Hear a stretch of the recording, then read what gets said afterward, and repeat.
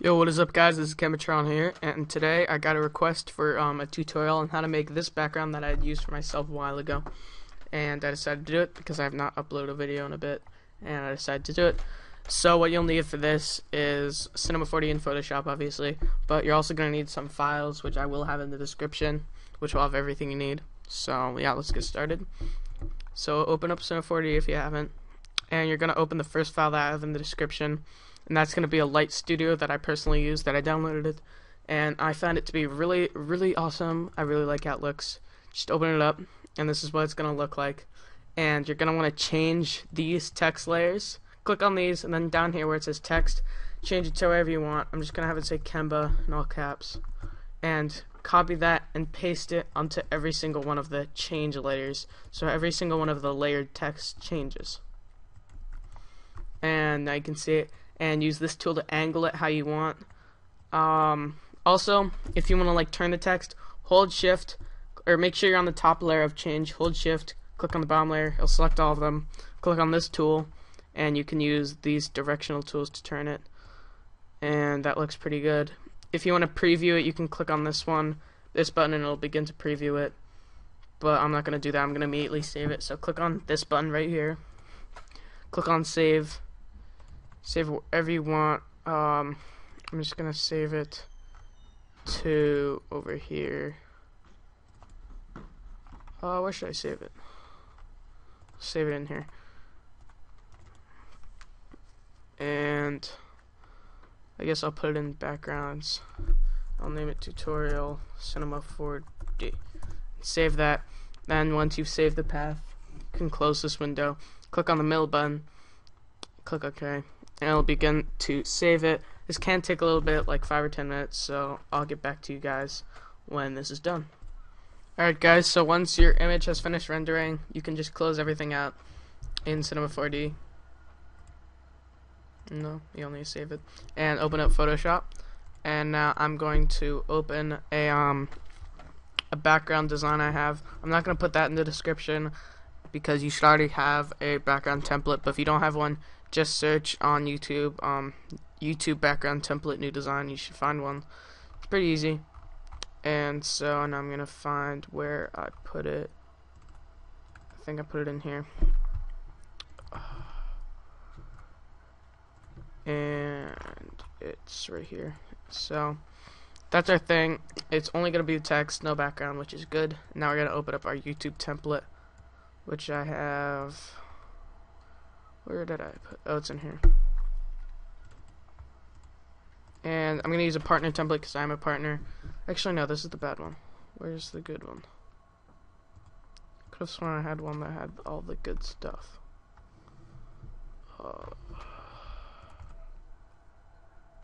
Design templates? No, that's not one. Sorry for doing this, but just trying to find the good background, I guess. Oh, here it is. Alright, this one has all the fades. This is the MDC new YouTube template. I'm sure if you search on YouTube you can find that. And so this is our background.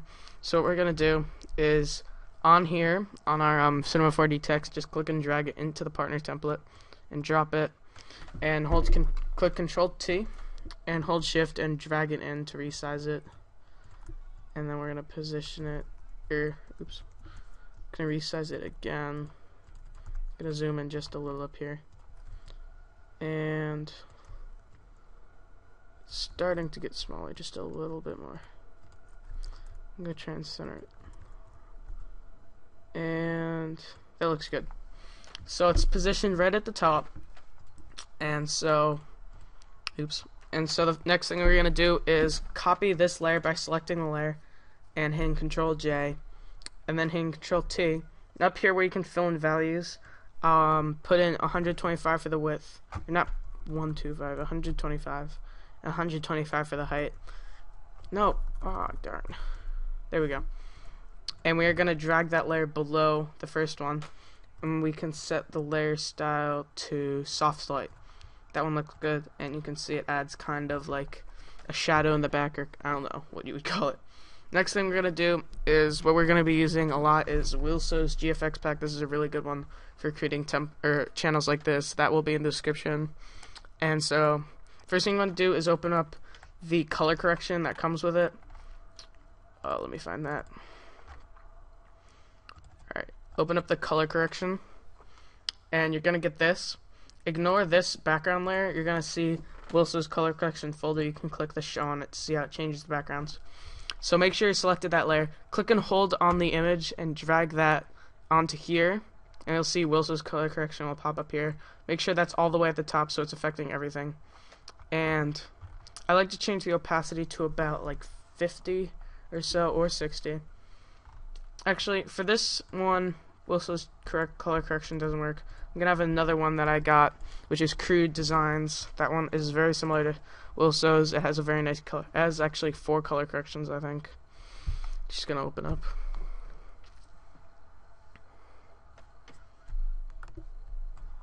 Alright, and okay.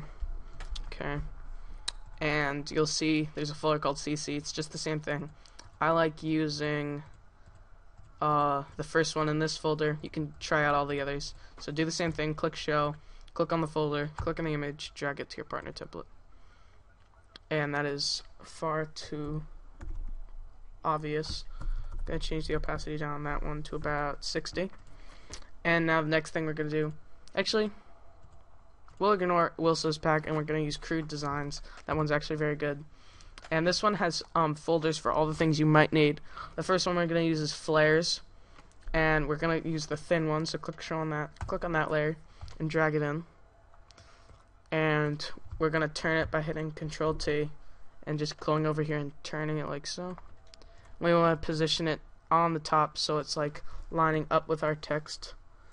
And then I'm going to use the eraser tool to brush it off so it's only hitting the text. You can also use your arrow keys to reposition it a little more if you want. That's what I'm going to do.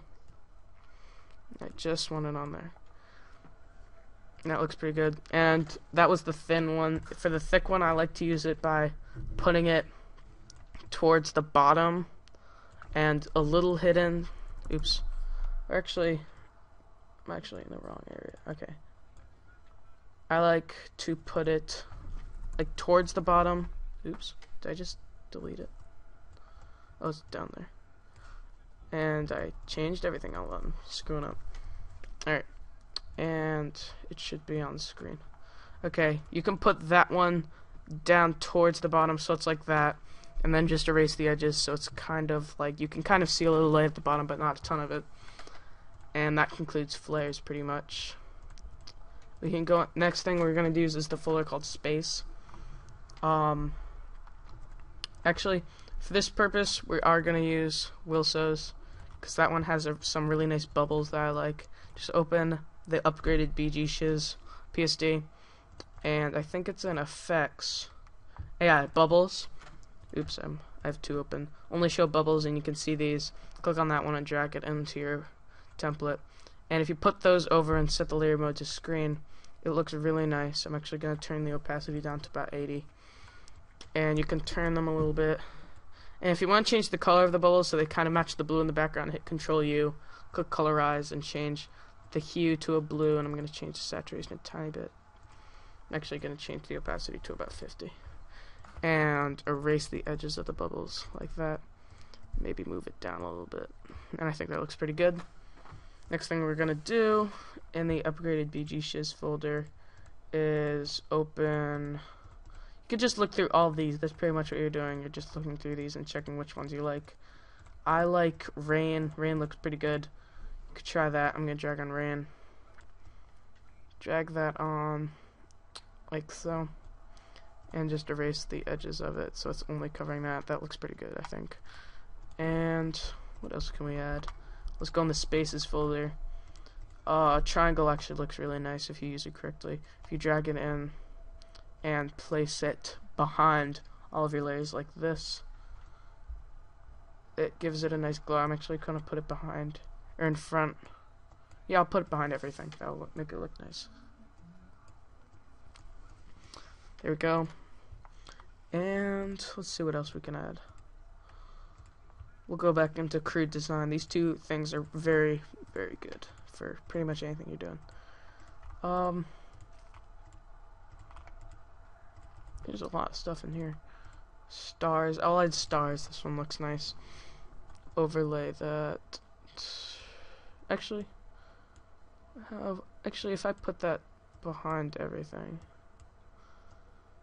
I guess it looks pretty good. I'm gonna put it off to one side and then duplicate it and flip it to the other side.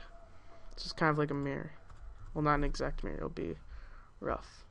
It kind of gives it a spacey look. I'm just gonna merge those and change back this green. Center it, and that looks pretty good, I guess. Didn't take me much time, it did take about 10 minutes. It's pretty quick and it gives it a nice look, I guess. If you want to save it, go to File, Save for Web. Save for Web, go to JPEG, and put the quality up to 100. If the file size is over, I think it's 1 megabyte, which YouTube allows for the backgrounds, just turn the quality down one by one until it's below a megabyte. But it shouldn't be. So, yeah, this concludes my tutorial. All the files will be in the description, so I hope you guys enjoy.